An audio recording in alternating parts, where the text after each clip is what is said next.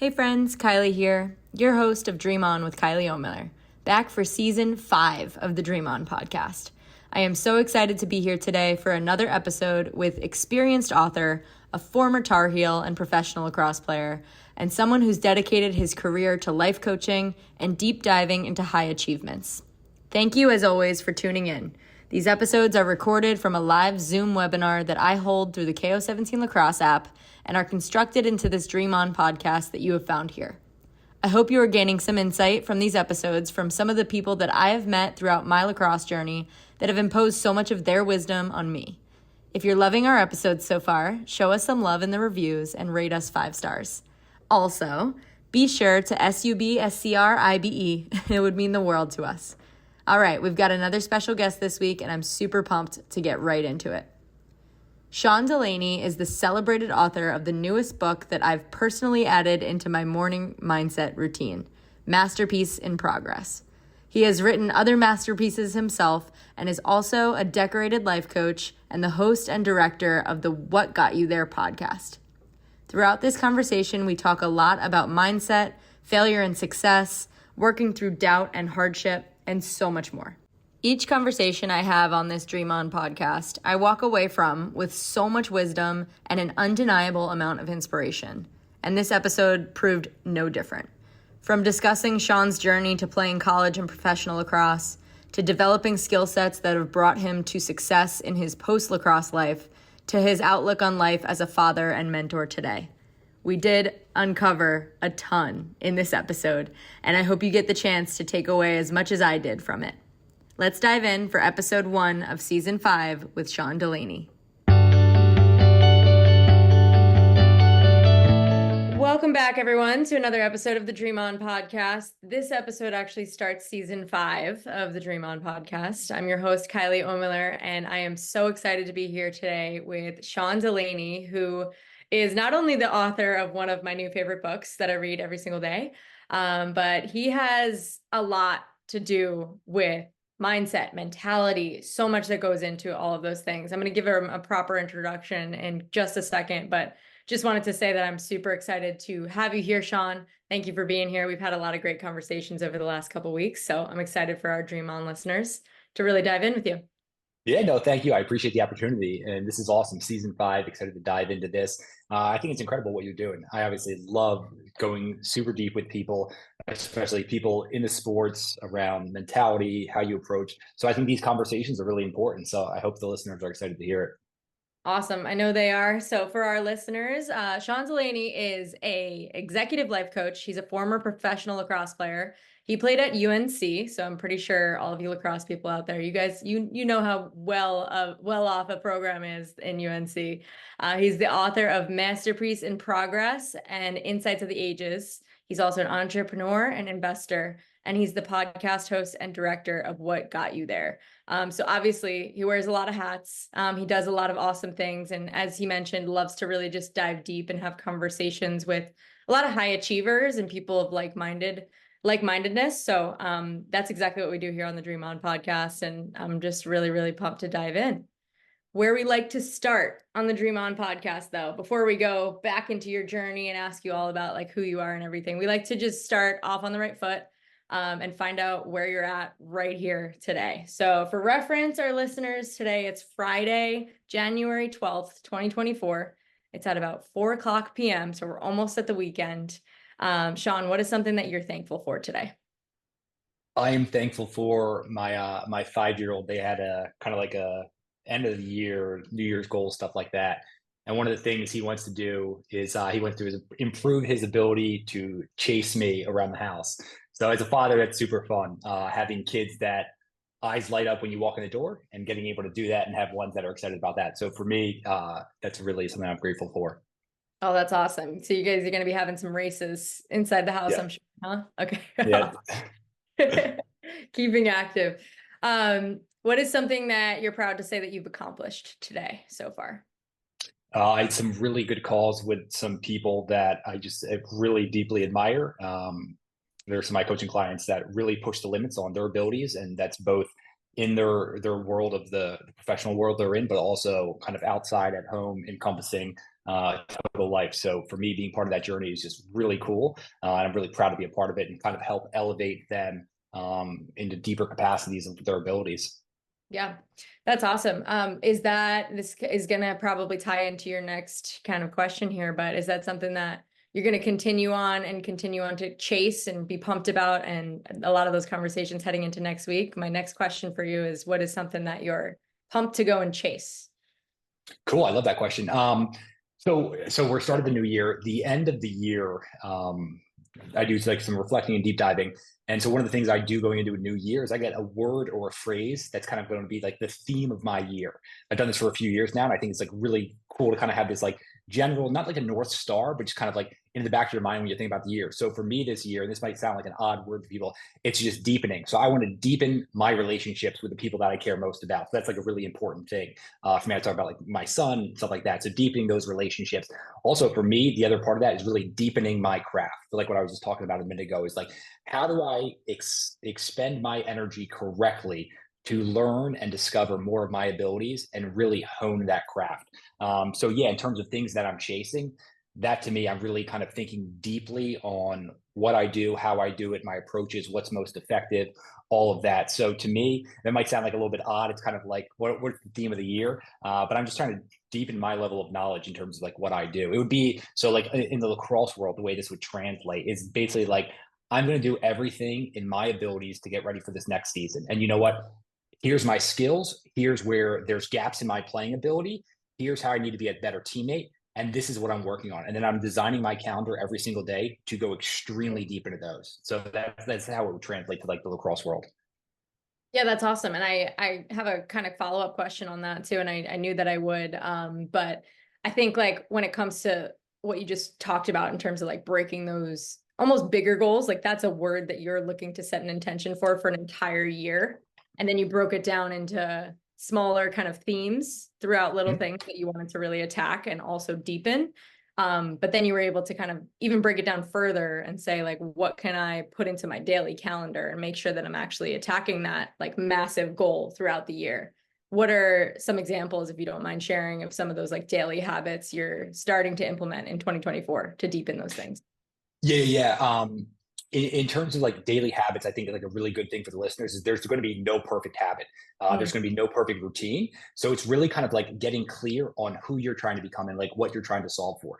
So a habit I might lay out here might not be perfect for a 19-year-old college sophomore who's trying to figure out certain things. So that's important, but find out like what you're trying to do. And so for me, I just laid out kind of what I'm trying to do. So in order to do that, I really need to be my learning abilities, right? So I need to not only learn kind of like cutting edge in terms of neuroscience and leadership and all those different things, but also what's the knowledge I already have? So kind of really going in deep for myself and uncovering what's helpful for me. So I'm framing that up first. So every single morning, to me, I just happen to be a morning person. So I take that time alone where I really kind of go deep. And that's my best work period. So I design my day so I can go super deep in the morning. And then obviously I'm aligning just like my physical abilities too. So in terms of being on my game, right, energetically, and having the ability to be able to do that for many hours. So working out process and stuff like that. So I really think a lot about kind of just like the studying, the preparation of my craft, having a lot of conversations like this with people who are at the top of their field and what they do. So continuing to study a lot. That's great. I think it's also really important, like you mentioned, and this is something we chatted about this past Wednesday, actually, on our kind of just mentality and elite performers. We talked a lot about it on our seminar on Wednesday. And we just wanted to continue the conversations. That's why we're here today having this conversation. We got some really positive feedback from our listeners on that. And I know that one of my favorite takeaways was talking about how a lot of the things when you're studying mindset work and mentality and building habits into your own goals, a lot of it is going to be like a try on process, right? And we talked about a lot is this might work for me, but it might not work for you. And we got to try it on, see if it works. And if it does, if it sticks, that's great. If it doesn't, like, let's find something else and try something new on. I have to ask though, what was one of your favorite takeaways from that conversation in our seminar? Yeah, I would say for me, I mean, it's like awesome getting to hear about your entire journey and then how you think about all these things. And something that was really clear for me is you opened my eyes up to doing things in different ways. And so I'm bringing that up because we all do things slightly differently. And so one of the cool things to think about is people at the top of their game, they might have a different approach to how they do it. And your approach isn't necessarily right. It's right for you.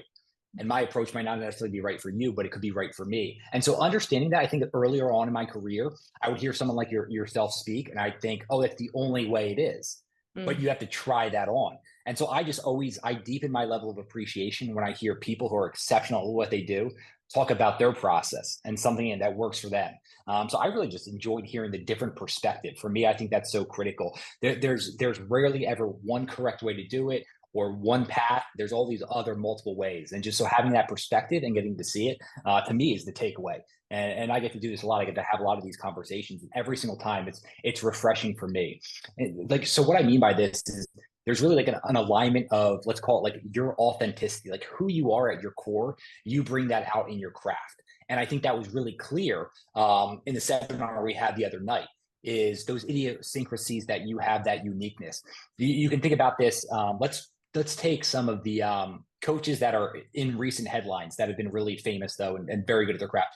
Bill Belichick, one of the greatest coaches of all time. I think there's no arguing that. Another one who's got multiple Super Bowls, Pete Carroll, right? Pete Carroll, highly energetic. He's like a player's coach. He's high-fiving, he's chest bumping. I've never seen Bill Belichick like chest bumping players, right? Both exceptional at what they do, completely different approaches. And so I think it's really important.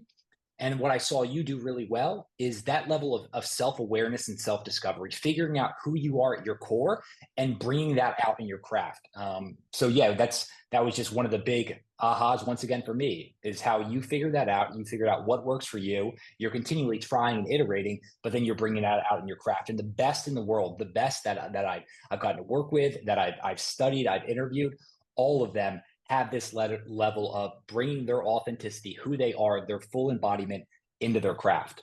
Yeah, I think that's really beautiful too. And like, I love that analogy. Obviously it's big in headlines right now, two of the major coaches, and it's a really well said analogy, right? It's like, those are two of the best. They have similar stats and they've been at the top for X amount of time, like years and years, and two completely different people. Two completely different coaches. So that's a really cool way to think about it. And I'm glad that you were able to kind of make that connection there for our listeners.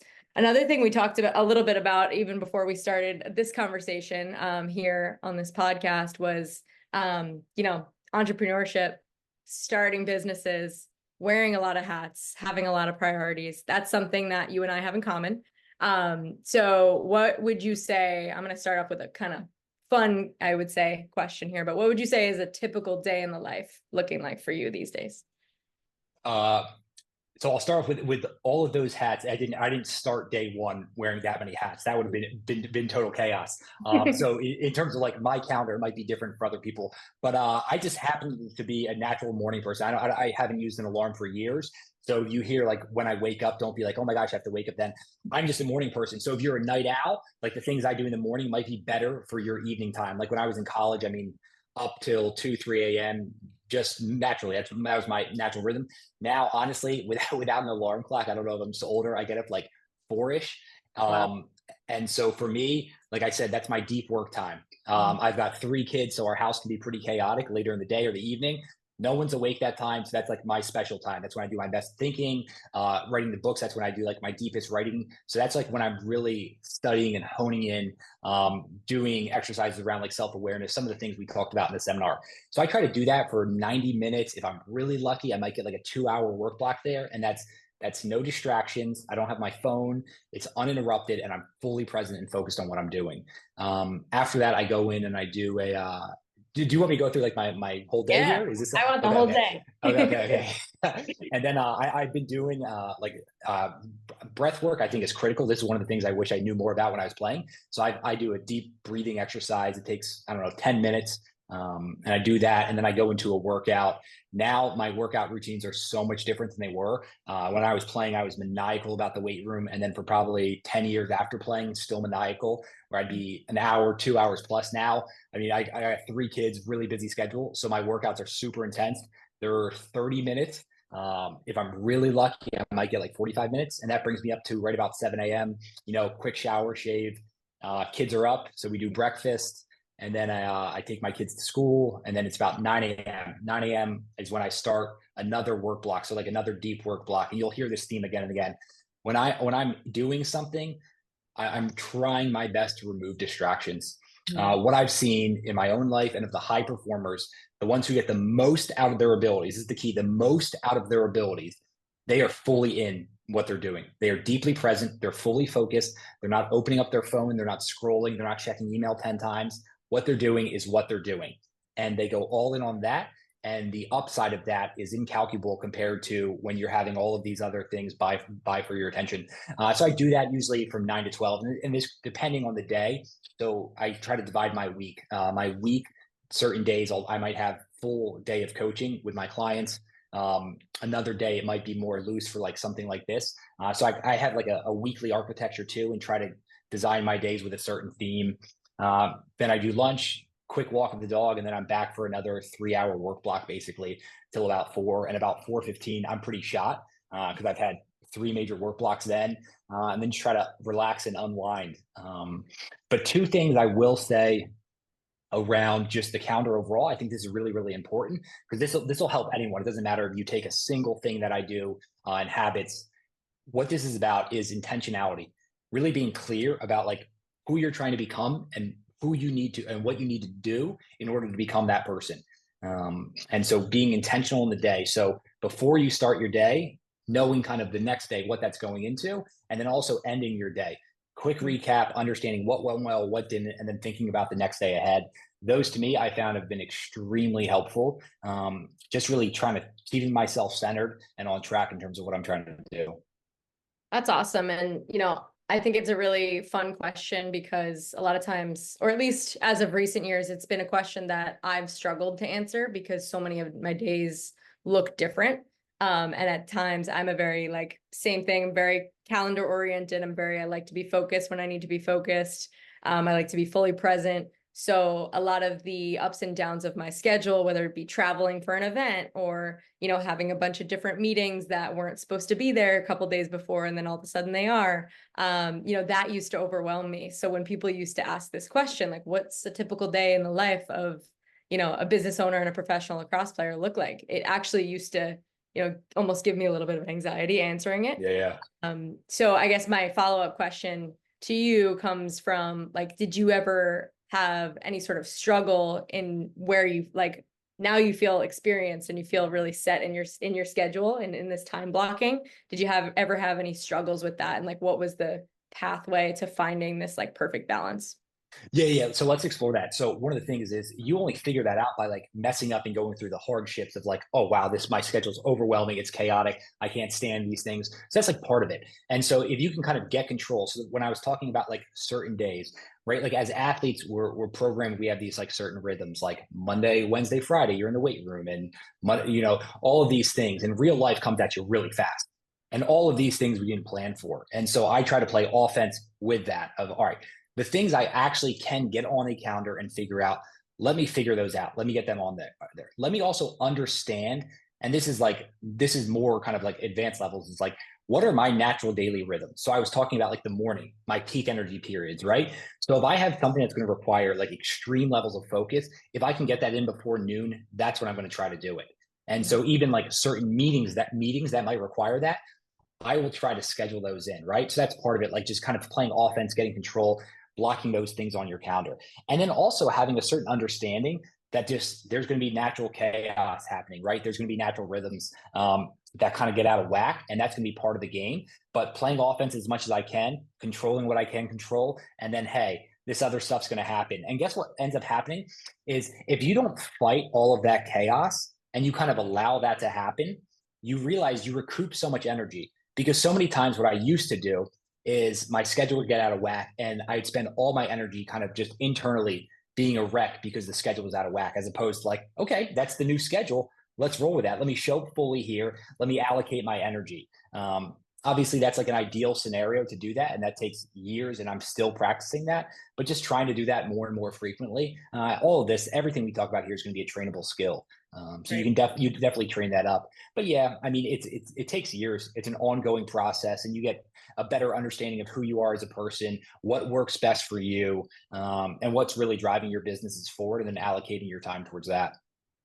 Yeah, I think it's I had to ask that question because I think it's such an important topic. It's one that comes up a lot too, even with young athletes. And I know we have a lot who are listening here just about, time management, priorities. How do I manage, all the camps and clinics that I'm going to, plus tournaments, plus this club team, other sports, having friends, school, being a family member, all of it, right? And the best kind of thing that you said there is that all of these skills that we're going to talk about here on this podcast are trainable skills. And it's no different for that time management piece, right? It's something as athletes, we are kind of like just thrown into the fire with, just based on Mhm. our schedule at young ages, right?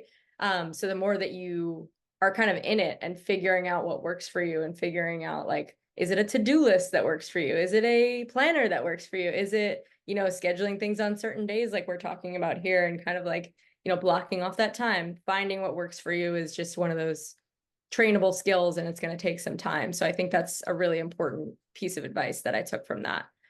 Yeah, yeah. To your point around like to-do list, so I definitely created like my own to-do list, so that's helpful. Another thing though, and this is like one of those inconvenient truths that just ends up being true.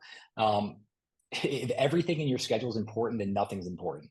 And Mm, so what I mean by that is you got to figure out what really matters, like what really matters. And unfortunately for me, part of the process is I realize I can't do what I do exceptionally well unless I have a few things that I do, right? I can't have 15 and 20, which is what I try to do. So this is a process. This took me years, right? And in my early 20s, honestly, right out of school, it just seemed like I could maybe do so much more. I was on an airplane every other day. I was in different cities. I was doing this.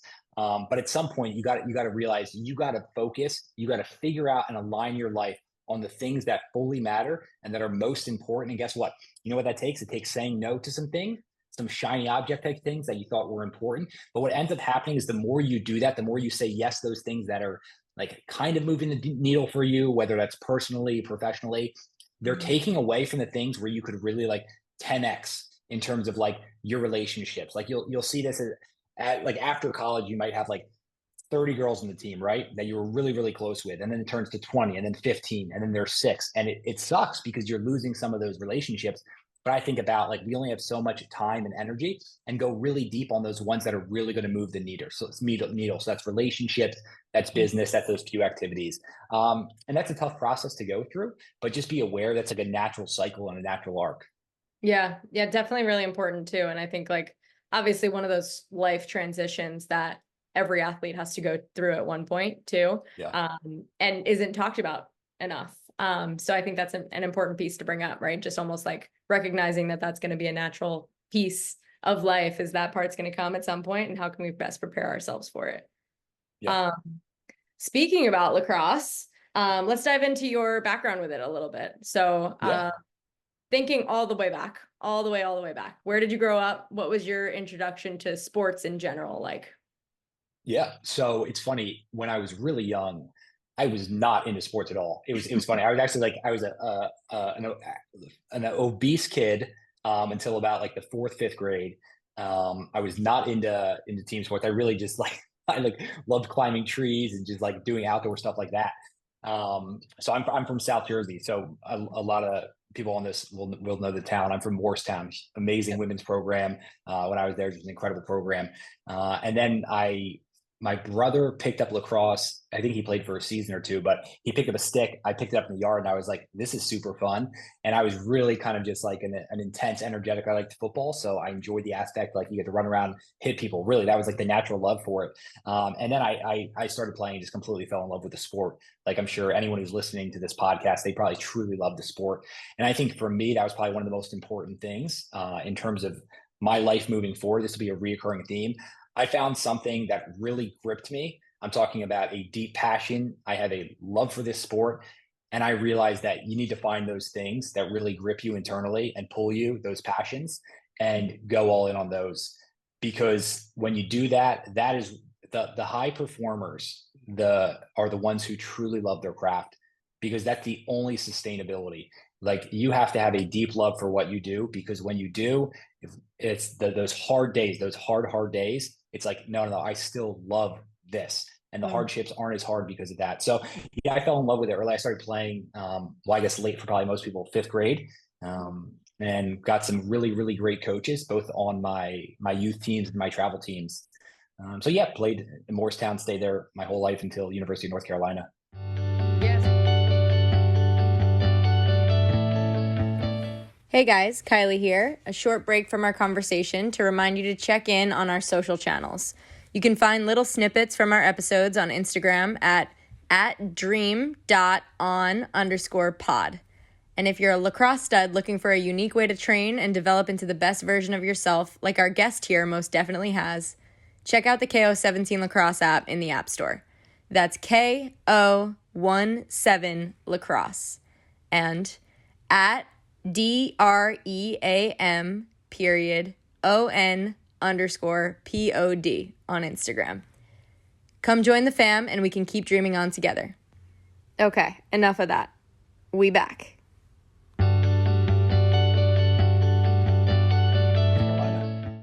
Yeah, so how did that kind of come about? How did that look for you as someone who didn't think they would go on to play lacrosse when they were younger, but then, high school rolls around and then colleges are looking at you. You're looking at colleges, looking forward to the next kind of like stage of your life. How did he become the option? Yeah. So and when I started playing lacrosse, everything shifted where it was just like, no, I want to do this. And I was just like, yeah, I want to play at like a top program. I was like, I love this, and I really want to find out my true capabilities, and I'm going to do every single thing I can. So that shift happened pretty quickly once I got to middle school and actually started playing this sport. And like one of the cool things with that too, like another theme is just how malleable we are, right? Like if you saw me in the third grade, you never would have ever guessed what was going to end up happening. Like I'm not even kidding you. I was a morbidly obese kid, did not play sports or anything like that. And I've seen this transition happen with so many people. And so it's like, no matter where you are, no matter where you're starting right now, where do you want to get to? Fall passionately in love with that person you want to become. And then every single day, work your ass off to make that happen. All internal blockages. That's the only thing that's stopping you. And I think for me, that was a really important message. Like I didn't understand this stuff till way later, right? I had to go back in my life and was like, oh, wait a second. When you were in the fourth grade and you were obese and you made a decision, you wanted to lose weight. That was probably really influential. And you never even understood that till 20 years later, right? And so I think that's like a really important thing. And that theme continued, right? In terms of the recruiting process, I was really clear on what I wanted to do. And for me, I always start there, like, who do I want to be? Because when you know who you want to be, meaning I want to play at a top program, not for the prestige, but because I want to compete against the best. I love it. I love being in the arena with people who are going just as hard as I am, and I'm going to push my limits to get there. So I was just really clear on that. I'm not saying that's the path for everyone, but figure out what you're trying to solve for. And then I was just maniacal.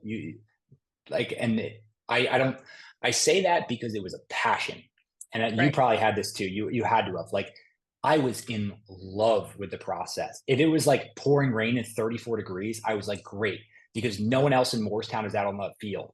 I loved it. Like I love that process. And like, that's a really good indicator that like, you're probably in alignment with what you should be doing.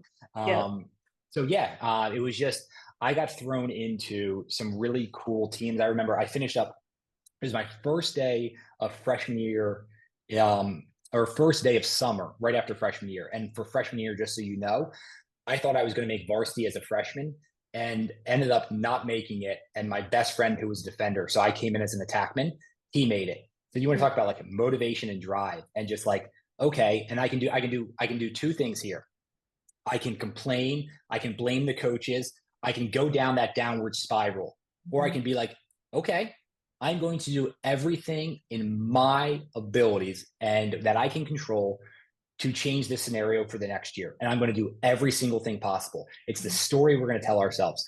But so then that whole season happens, and it's the first day of summer after my freshman year. And it was my first practice at my new, I played for Tri-State, that travel team. And so we were freshmen, but we were on the oldest team. It was me and my buddy who made varsity. It was the first time I got thrown into an environment where my head was spinning. I'm talking spinning. It was like my team was, everyone was like going to Hopkins or UVA, and this day of practice, I was like, what the hell is going on here? I was like, everyone is moving so fast. Every coach is screaming like crazy. And it was that wake up call. It was that wake up call, another threshold moment where am I going to crack under this pressure, or am I going to pull myself up and say, you know what? All right, now I know what I need to do. I got to improve my speed. I got to improve all of that, and go into that. And I just fell in love with that. So that's what happened again and again, and just kept trying to figure out what I could do, where my potential was, and just kept pushing it every single day. Oh, that's really, really cool. And you put two really, like you said, you probably didn't put those pieces together until 20 years later when this is what you really started studying and looking back on your own life. But those are two pivotal moments that you talked about in terms of, not necessarily blaming outside forces for things that happen to you or put you in uncomfortable situations, but more so looking inward and, finding the passion from lacrosse and like from everything around you, and like pushing that through and making sure that that was what motivated you to get to the person that you wanted to become. I just think that's such a really, really fantastic and relatable story that a lot of our listeners are going to really appreciate. So thank you for that. And I definitely want to ask this question because this is one of my favorite questions to ask on the Dream On podcast. We've had, players from so many different universities, players who used to be my opponents and now are Team USA or professional teammates. It's a very cool, like full circle kind of lacrosse question. But you got to play at UNC. You also played professionally as well. But one of my favorite questions to ask is when you think back about some of those teams that you were on, some of those really high achieving teams where you were in a locker room of people, who had a like-minded goal, who would go out to battle every single day and push each other to be great. Like, what are some of the maybe traditions or fun moments, or maybe like a big game you remember, some sort of pump up speech or something unique that when you think back about that specific moment or tradition, you think about that specific team? Yeah, well, I mean, I feel like I always go back to those locker room scenarios and relationships. Like when you asked me that question, and there's a few guys that were to me just some of the funniest people you could ever imagine in your entire life. And just the uniqueness they would bring, even in terms of like the costumes they'd wear at certain parties or gatherings. It was just like they were just so funny. And the reason this theme is so important, you always hear it, like relationships matter. It's like relationships are everything. Everything. And so surrounding yourself with people that bring that level of joy and laughter and excitement in your life, it's like you need to be continually doing that. And guess what? That takes extreme work once you get out of college and once you get out of those environments with teams. Those are cultivated relationships. And so I just have an entire book of just stories from some of the hilarious things, and like really enjoy being in that moment with those people and the uniqueness of that scenario. It's a really condensed period of time, whether you're in middle school, high school, college, a Team USA type setting. Like these are unique situations, and really enjoy that process, enjoy the people, be the light that kind of like lights up their life as well. So that's part of it. The other thing is the funny thing that happens when you're in those suffering type scenarios. So like for some weird reason, my mind goes back to some of those grueling like January run tests and back to school, where it's just like you drive back onto campus and your stomach would be like quivering. And it's just like, no way I've got this run test in the day. And like everyone's feeling it and there's so much tension. Or on like these certain Monday fall ball practices where all it was just like, let's see how hard we can push. It is just like you're dreading it all day, but all of you guys are suffering together, and the joy in that.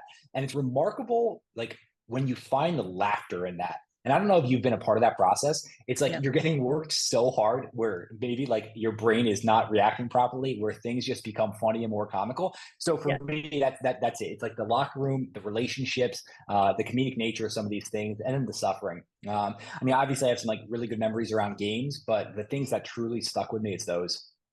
Yeah, I think that's really, really well said. And honestly, some of my fondest memories are the same, is in suffering, right? So it really is. And it's great. And it's the thing that, as you mentioned, I think it's important to think about too, is my mom always says, like, make sure you stop and smell the roses. And when I was younger, like I would just kind of brush her off and be like, what are you talking about, Mom? Like, I don't understand what you're trying to say. But as I, get later and later into my lacrosse career, it's like, like you said, those little blocks of time. It's like you're on a specific team with a specific group of people that maybe when you move on to high school isn't the same group of people. It's going to feel different. It's going to be different memories. It's going to be different suffering. It's going to be different moments. So I think that's a really special thing that you mentioned there, and just like remembering to really stop and understand and really recognize that these are one day going to be memories. So like, let's make sure we make the most of it. Yeah. So really, really beautifully said there. And I would love to kind of dive into, you know, post-collegiately, like your next steps into, you know, your career and everything that went on from there. How did you know that, you know, what you work on now is something that you wanted to kind of dive into as a full-blown career? So it wasn't, you couldn't have asked me when I was 21 and about to finish. Like, I couldn't have been like, hey, in 15 years, this is exactly where it'll be. Like, there are similar themes, absolutely. But it gets back to what I was talking about. Like, I really just followed things I was deeply interested in. And I could probably thank my mom for that, is Yeah. giving me the space as a kid to explore and just really kind of figure out like, oh, I really enjoy this. And not, no, you shouldn't be doing this, you shouldn't be trying that. It's like, just let them run, right? Like, let them run wild in their imagination. And so for me, I like, really, my entire journey is based on things I became deeply passionate about. So I bring that up because like the merger of sports and entrepreneurship. So I just naturally fell in love with entrepreneurship at a really young age. I don't know if you might be too young for Beanie Babies. They were these like stuffed animals. So when I was growing up, Beanie Babies, there was like a national craze. Like, these, they became like, it's hard, the biggest thing in the world, right? So when I was in the second and third grade, you could get these rare Beanie Babies and you could sell them for crazy amounts of money. So this was the second and third grade. My parents never told me to do anything like this. I used to go on the playground and I'd buy all these Beanie Babies for like 10, 15, $20. I was making thousands of dollars in the second and third grade. Oh gosh. My parents are like, what the hell's going on here? And I just, like, no one ever told me to do that, ever asked me to. And so I was just in love with that. So maybe it was that early experience. So when I was still in college, I launched my first camp business because I just loved it. It was like, I love this sport. I love the entrepreneurial side of things. And I deeply love coaching individuals. So let me merge those. And so throughout that journey, I just really kept kind of following other interesting things where I get connected with other entrepreneurs, and they were really intrigued about how I approach the sport, how I approach entrepreneurship, and then kind of just like designing my daily life. And so that's when I kind of just started working with individuals, and then also just really interested in understanding companies. So that's how the investing lens worked. But they all didn't happen at the same time. They were natural progressions. Then to me, they all feel connected. They all Yeah. feel like there's similar themes there. So I know, like, if you look on a sheet of paper, it might be like, oh wow, there's a lot of things there, but there's also a lot of years that went into each one of those to develop the abilities. And that's one of the amazing things. So I'm assuming everyone who's listening to this is an athlete or a parent of an athlete. Every one of those skills and every one of the sub skills that you're working on in your sport right now, they completely translate to your life outside of sport. 100%. 100%. And I see so many people who are transitioning out of sport, and the identity is one thing. And I was really lucky. My identity was never tied up in lacrosse. I love lacrosse like you couldn't imagine. I guess you obviously do imagine. But it wasn't who I was. I was always interested in a lot of things. So from a young age, I was just naturally curious on interesting things. So the identity wasn't tied up there, but all of the how I approached my sport, it's the same mentality. It's the same thing. How to deal with the unknown, how to deal with hardships, how to bounce back from injuries, how to handle success, all of that. You learn that in sports, and you just need to say, oh, okay, this is how it's translating, and find the theme that you used in sport and apply it over. So I don't know if I fully answered your question, but it really was about, I got really interested in something.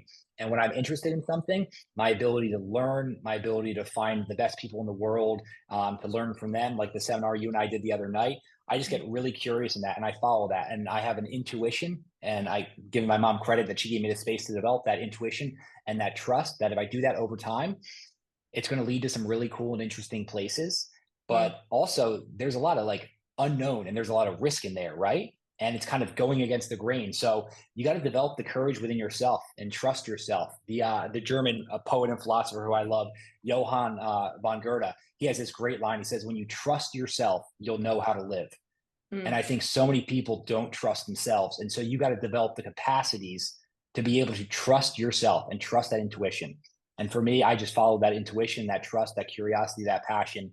And it just fell in alignment with a lot of things. And there was there was a lot of unknowns and all that. There was tons of failures, still is continually. I laugh. I look back 6 months ago and I'm like, what an idiot. I'm like, you are such an idiot. But to me, that's a huge, huge signal that you're progressing. So I'm constantly trying to look back and be like, oh, wow, you clearly missed it there, and just keep learning.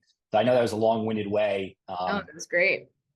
That was great. And I think and really important, last piece as well too, right? Just remembering that there's so much success in failure. And you just even mentioning how looking back, and failure can be quickly overturned by success as well. You said even 6 months ago, you look back and you're like, what was I doing? I've come so far from there. I think that's really important as a young athlete listening as well, to implement into your own just kind of mindset around failures and successes, and maybe having a bad tournament here or there, and then being able to flip the script for yourself and turn it back around. So a lot of really great stuff there. And I definitely. You mind if we jump in even more with failure? Because this theme is so critical. And this is the hardest thing to realize, is that all of my deepest failures and the moments that absolutely sucked are literally the moments that I learned the most about myself. Yeah. And it's horrible because you have to go through, and it's so hard in the moment. But looking back, and so that's an exercise I would highly recommend. Go back, pick the most painful moments in your life. This does not just have to be sports. And view it through a completely different lens. What did I learn? Literally. And you can phrase it as, if this was the best thing that ever happened in my life, why is that the reason? Because you learned some incredible things in those failures. And all of that, you have to make mistakes and you have to fail to be able to get to your next level. It is impossible. It is impossible to raise your level if you stayed in the static state you're in. It's impossible. And so you have to reorient your relationship with, call it failure, call it learning process, call it a stepping stone. It is a necessary thing. But the key thing is to be able to explore it, to look at it. What can I learn from this? How can I course correct? How can I adapt? How can I get better in the next play, in the next step, in the next moment? And that is an essential theme. And if you think you're going to go through this life without failures, completely wrong. They're going to come. They're going to come. But how do I develop my capacities to handle them when they show up? That's the critical skill. I thought about this when I was younger. I always wanted the perfect calm life, right? I just want to retire on the beach. There's going to be no hardship. That never, ever happens. And so it's just how do you have the skills necessary to navigate whatever life's going to throw at you?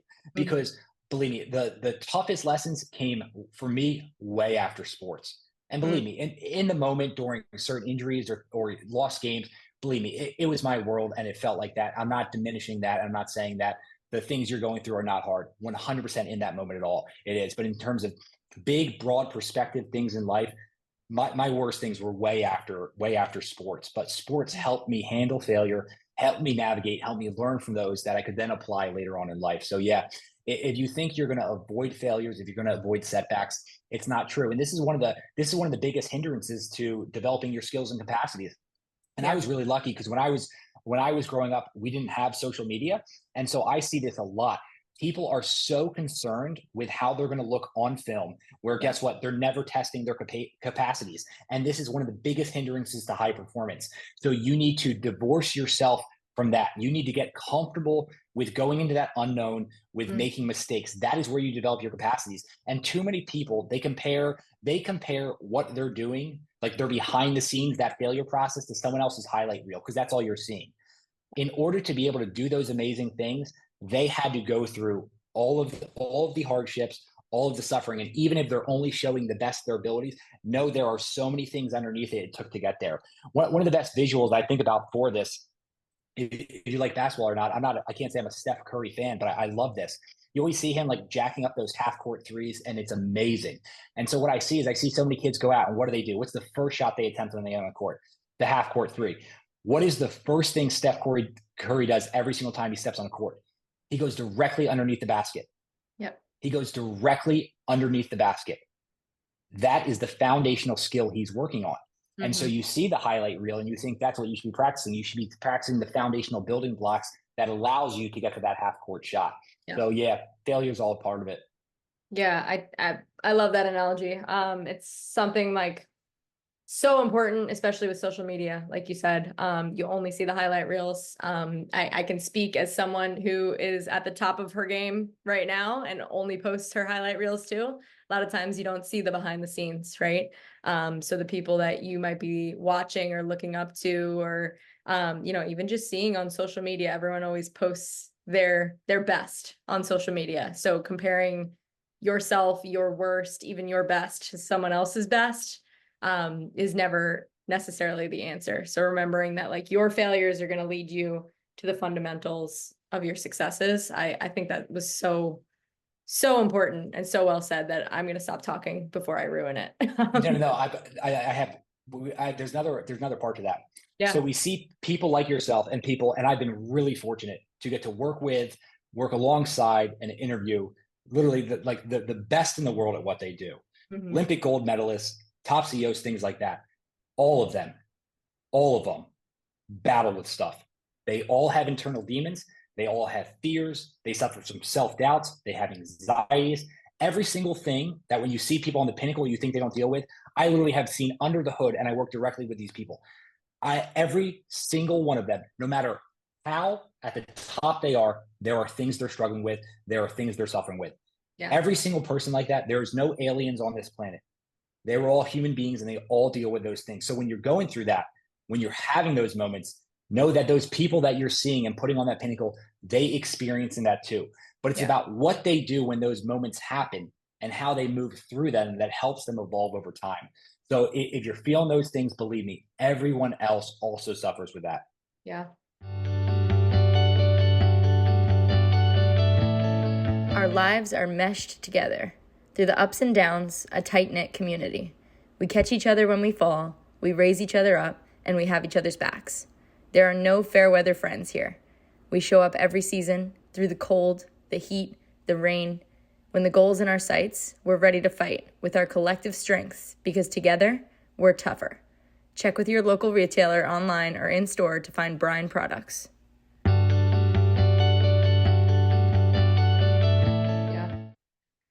Yeah, definitely. And can't emphasize that enough.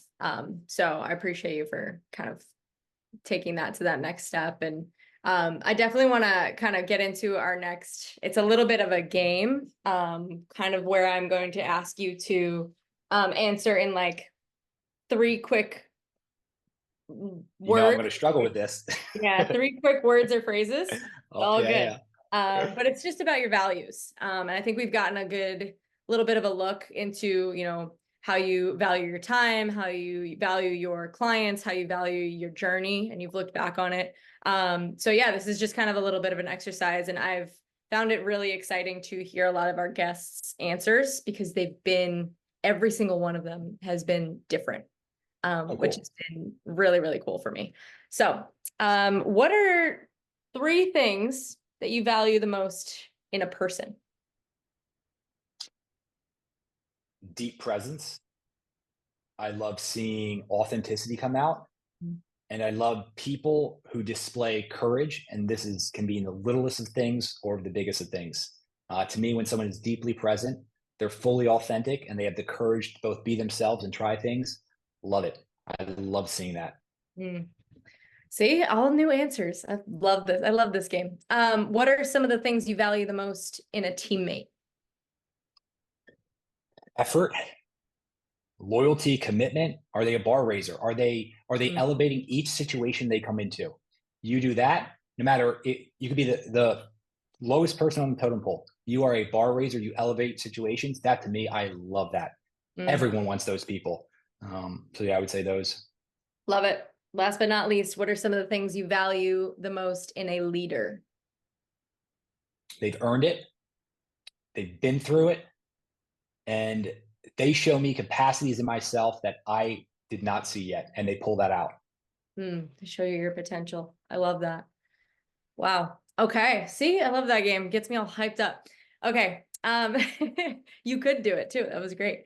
One of my other favorite questions for the Dream On podcast is, it's a fun way to look at, everyone who comes on this podcast has some sort of following some sort of group that really looks up to them and follows them for some sort of inspiration. And for you, I know you've done a lot of research and you've done a lot to really build up your craft and everything that you do. So it's kind of a two-sided question. The first side of it is I'd like to know from someone in your life, maybe a mentor, a coach, someone special in your life, what is one piece of advice that you've kind of taken into your own life from that person? I still say this. I mean, this was 25 years ago. I was in the 7th grade. Bob Turco at Tri-State.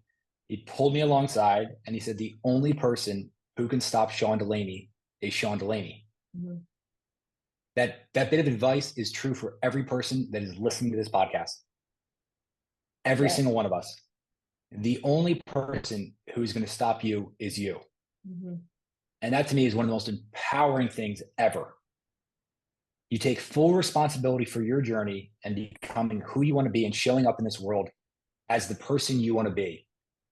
And you fight those mental demons, those limitations, those fears every single moment. Mm-hmm. That to me, I was really lucky. I had someone that I admire the hell out of tell me that really early. And it set in. And then years later, I realized how much value and wisdom there was in that comment.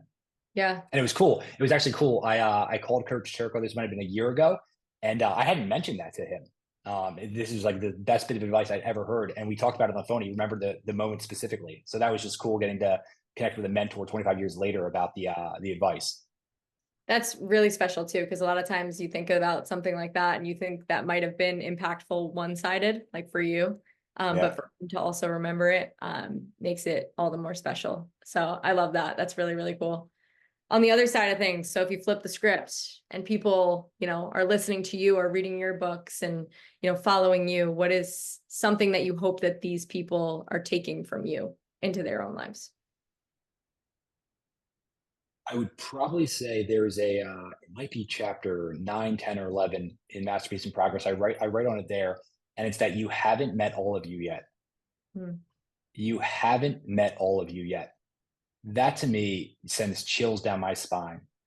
There are abilities, capacities, interests, loves, you name it, inside of you that have not come out yet and that you don't even know are there. And you can unearth those and you can bring them to life. And to me, I just get so excited at that thought. I love the thought that our life is art, right? We get to craft it. We get to design it how we want it to be. And inside that art form, there are abilities you had no idea, but you got to keep pushing. You got to have that courage that I talked about. You got to be willing to bring out that authenticity inside you. And you do that over time. It is remarkable who you'll become. Yeah, I had to turn around and grab my book because I knew that I had already read that excerpt, and I have some highlights here. From that page, you haven't met all of you yet. I highlighted, you haven't met all of you yet. And I highlighted, imagine adopting a mindset where each new day offers a chance to meet a more profound, more courageous, and more authentic version of yourself. And I just, for that just stuck with me, and everything you just said. So, yeah, I think obviously people are taking that from you. If I'm taking it from you, from your book, but I think that is just really special and really hit home for me. So I just wanted to reiterate that with a little piece of my own reading. Cool, awesome. Okay, so we talk a little bit about dreaming on this podcast. Dream On podcast is named after a tattoo that my sister and I both have. I have mine on my arm in her handwriting. She has hers on her foot in my handwriting, and it's just says Dream On. From the movie Miracle, the song Dream On comes on at a very specific moment. And it always, as two young athletes, it always hyped us up whenever we watched it. And it was just one of those special moments. We went on to continue playing lacrosse together at Stony Brook and just had a lot of really special moments that felt very Miracle-esque, felt very Dream On. So that's the reasoning behind the name of this podcast. And I'd like to know what some of your dreams are. So where do you hope to see, let's talk lacrosse first. Where do you hope to see our sport in the future, in the next 5-10 years? I know lacrosse is going to be in the Olympics in 2028, but for you personally, like what would you be pumped to see in lacrosse? I want to see the trailblazers of the sport are grounding it in principles that can be embodied once people are done playing the sport.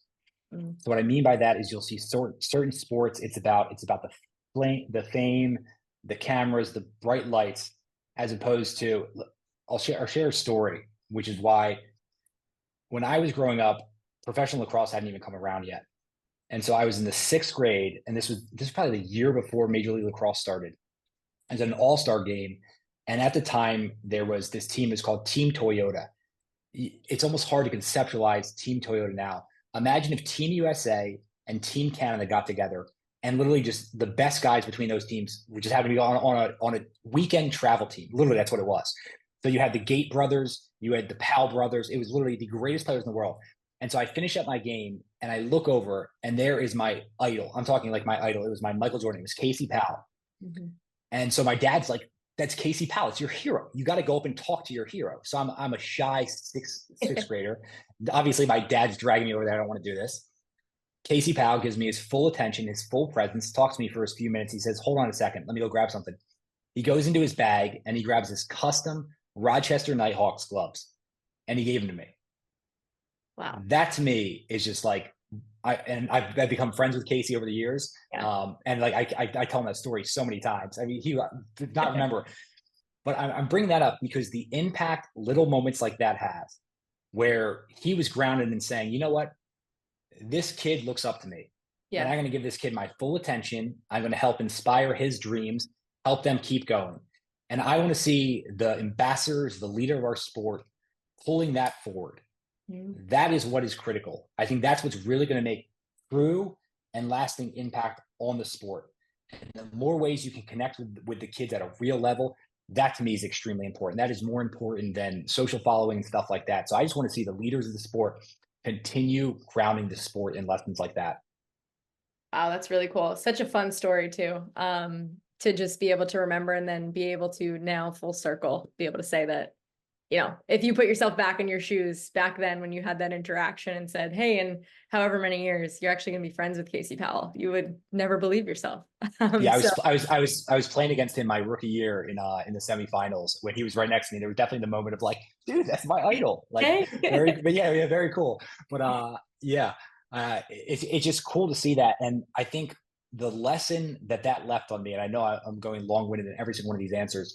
No, it's great. Is that I had that then when I was in high school and in college and professionally, meaning there is going to be a kid or a person who's looking up to me, whether I'm in ninth grade and it's an eighth grader looking up to me, or whether I'm on a professional in a stadium in Denver playing in front of 30,000 people and the kid wants an autograph. Every single one of those moments, you got to give your full attention, your presence, because that could be the best moment in that kid's life. Mm-hmm. And for me, I was so lucky I got that lesson early from Casey, that you never know what this little interaction can do for someone else. Yeah, I think that's so well said. And obviously something that's so important in not only sports, but just every interaction ever right now. So I think that was a very unique way to answer that question. And I loved it. Speaking of dreaming for you, what's next in Sean's life? What are you dreaming about these days? What's coming up? This might not be as applicable totally for everyone, but so I mean, father, I have 3 kids, so we have a 3-month-old daughter. She's the youngest, and most likely is gonna be our last kid. So until she goes to school in 18 years or does whatever she does when she's out of the house, I view for me this is the most important 18-year window in my entire life. Mm-hmm. Because if I want an amazing later life where my kids love coming back, I get grandkids, all of those things, I need to be amazing during this window. And so for me, I get really energetically excited about that, right? Like really being fully there for the people that I care about, doing everything I can to make those relationships amazing. And so there's a few things I think about. I heard this leadership advice, so I'll tie this in for the sports element. He was actually an orchestra conductor. His name is Benjamin Zander. He's an amazing individual. He's 84, just an amazing individual. And so he's the orchestra conductor at the Boston Philharmonic. And don't worry, this has a sports element to it. And so he was 45. So I said now he's about 84. When he was 45, he said, I realized for the first time, being the conductor of an orchestra, I do not make a single sound. He goes, like, I move my hands, I do all the flashy stuff, I get the CD cover, everything like that. He goes, I do not make a sound. He goes, so the only way I get power is by making other people more powerful. And you know how I know if I'm doing that? If their eyes are shining. If their eyes are shining, I'm doing my job. And if they're not, then I get to ask myself the question. And this is the most important question. Who do I have to be so that those people's eyes are shining? Now, this is beautiful because you can apply this on your team. If you're the leader of the team, if you're the coach, how are my people's eyes shining? Same thing for me. The reason this sticks with me right now, who do I have to be? So when I walk in the door every single day, my 3 kids' eyes are shining. That to me is what I'm measuring right now. That to me is what matters. So I always talk about who do I want to be? That's who I want to be. Someone who lights up the eyes in other people. And then what do I need to do in order to make that happen? So I know that's probably a completely different answer than you're thinking about. But that's literally where I'm at right now in my life. That to me is the most important thing. Yeah. And I think that honesty is really relatable, right? I think that bunch of different like levels to your success, bunch of different blocks of time that have gotten you to where you are. And this is the block of time that you're in right now. And what you want to focus on has your full attention. And you mentioned that at the very beginning of this podcast. Even with something as small as just your day-to-day calendar, you mentioned like when you're in something, you're fully in it. And you could see that theme through and through with that statement as well, with what you want to focus on for the next 18 years or so. So I love that. There's all sorts of different ways of dreaming. So, and that's definitely one of them. We always like to end our podcasts on a fun note, which I also like to do with our clinics and everything that we do. I always like to end on a fun note. So we're going to do that here today. Some of our guests take this into, some of our guests answer with like rapid fire answers. Some of our guests answer and have to explain their answers. So it takes a little bit longer. Totally up to you, however you would like. But it's more of just a fun little way for our listeners to get to know you on a fun level. You ready? All right. What is your favorite like sweet tooth treat? I'm not really like that sweet tooth of a guy, so I damper on that one. But my mom always made this incredible called monkey bread on Christmas morning, which is just I love it. So yeah, that would be monkey bread. Nice. What is the best TV show in your opinion? Game of Thrones. I've literally watched Game of Thrones. I think me and my wife 3 times probably. Really? I love it. Oh, so many layers to it. So good. Yeah, I'm sure you've watched House of Dragon then. Oh yeah. Yeah. we went to Croatia in 2022 right after watching Game of Thrones for the first time for me, and that's where half of it was filmed, and it was incredible. That's Sorry, awesome. there was going to be more conversation to this. What is or who is one of your favorite athletes to follow for inspiration? In terms of like I literally I do not scroll or like jump on social media. So in terms of following, growing up, my deepest inspiration, even though I'm an Eagles fan, was Ray Lewis of the Ravens. But I am huge into sports documentaries. So like The Last Dance with the Chicago Bulls was incredible. I just love watching people who are like really pushing their limits. There's the one I watched last week on the women's U.S. soccer team. I really enjoyed that. There's a Conor McGregor one, which I think like believe me, he does plenty of things wrong, but also like what he had to do and how committed he was. That to me was really cool. So yeah, I love watching sports documentaries and stuff like that. That's probably where I get my biggest thing in terms of following. But there's not one. I'm trying to learn from all of these different people and see what they do. That to me is like the common theme. That's awesome. What is your go-to breakfast meal? Fruit smoothie. I usually make every day. Yeah. I make a blueberry smoothie. Okay. What is a book that you would recommend to athletes? So I'm a voracious reader. I've read so much over the years, but there are 2 I usually don't hear as much. So the one is by the legendary 49ers coach. You probably haven't even heard of him, Bill Walsh. I think he won 5 Super Bowls with the Niners. And it's called The Score Takes Care of Itself. The score takes care of itself. What a theme, right? Like that's basically just like he understood the process. And if our process is impeccable, that is going to lead to an amazing thing. And then I know I'm going to go long-winded here. There's a story in the beginning of that book where he gets the job. He's in his 2nd year and they're like 8 games in the season and they're like 2-6 and they lose in Miami. and he's flying back on the plane, and his assistant coaches need to huddle over him because he's literally bawling, crying because he thinks he's about to get fired and his whole life's over, right? We talk about hardships overcoming it. He's one of the greatest coaches of all time. This was before he was great. And so he realizes in that 5-hour flight, he goes, I realize I need to pull myself up. And he literally, it's a threshold moment. Every single change in trajectory of our life happens in one single moment. And so he made a critical decision that, you know what? I'm going to do everything I can tomorrow. And guess what? If I get fired, I get fired. But I'm doing everything I possibly can. And he has an amazing story. So he comes back, obviously ends up winning like 5 championships, but the score takes care of itself. I think is amazing. Also, if you're a coach or you're into leadership, Legacy by James Kerr. Amazing book. Amazing book. I love that one. That's one of my favorites. I recommend that every time I can. Are you a beach or a mountains kind of person? Where the two intersect, the Costa Rica, Greece, south of France, any place in mountains connect with the beach, that is my happy place. Ooh, that's a great answer. I don't think we've ever gotten. What is your favorite jersey number to rep or just in general, and why? 23. So I wore that at Carolina my last 2 years. Everyone thought it was because of Jordan. My birthday is May 23rd. Nice. I happened to get it my first year ever playing lacrosse, and I just loved it. So yeah, 23. It's not a bad one to accidentally get. Yeah, right. Are you well, we know this answer. You're a morning person, not a night owl anymore. And what is one thing on your bucket list? African safari. Love animals. Love animals. I have never done it. It's something I want to do really bad. Oh, that would be awesome. That would be such a very just eye-opening trip, I'm sure. That's a really cool bucket list. Well, I know I have plenty more questions, so we'll probably have to do a round 2 of this episode, but I just want to personally thank you for coming on to the podcast and really just sharing so much of your wisdom and so many of your little tidbits and things that we can really implement into our game as not only athletes, but people, leaders, teammates, parents, all of the above. There was so much in this episode jam-packed into 1 hour, and I'm just really grateful to have gotten to really connect with you a couple times over the last week.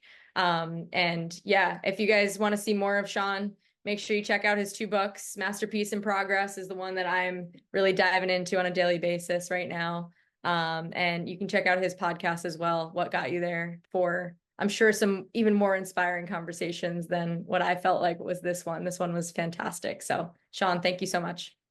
No, thank you. It's amazing and important work you're doing. So I appreciate it. Awesome. Thank you everyone for listening. We will see you next time.